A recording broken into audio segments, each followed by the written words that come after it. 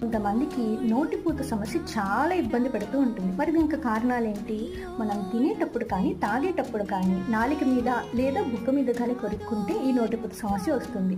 లేదా ఎవరి తల అయినా లేదా గట్టి ఆబ్జెక్ట్ మీకు తగిలినప్పుడు అక్కడ కర్ట్స్ అండ్ బర్న్స్ ఫామ్ అయితే మీకు ఈ సమస్య వస్తుంది. కొంతమందికి కొన్ని ఫుడ్స్ పడవు, అట్లాంటి సమయంలో కూడా ఈ సమస్య వస్తుంది. అలాగే మీరు మీ చిగుళ్ళకి, పంటికి డెంచర్స్ కానీ, బ్రేసెస్ కానీ వేసుకున్న టైంలో అది సరిగ్గా పెట్టకపోయినా ఈ ఇబ్బంది ఉంటుంది. బ్రష్ సరిగ్గా చేయకపోయినా, మీ టూత్ పేస్ట్ మంచిది కాకపోయినా కూడా ఈ ఇబ్బంది ఉంటుంది. మీకు స్ట్రెస్, యాంగ్జైటీ ఉన్నా కూడా ఈ మౌత్ అల్సర్స్ అనేవి ఫామ్ అవుతాయి. మీకు వైటమిన్ సి కానీ, vitamin D, zinc, iron deficiencies ఏమైనా ఉన్నా కూడా ఈ మౌత్ అల్సర్స్ అనేవి ఫామ్ అవుతాయి.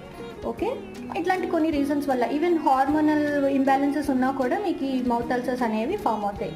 మీకు ఇట్లాంటి సమస్యలు ఉంటే హోమియోలో మంచి మెడిసిన్స్ ఉన్నాయి, ట్రీట్మెంట్ తీసుకోండి. కొంతమంది ఉప్పు, కారము, ఐబోఫ్లావిన్ టాబ్లెట్స్ వాడేస్తుంటారు, జాగ్రత్తగా చూసుకోండి.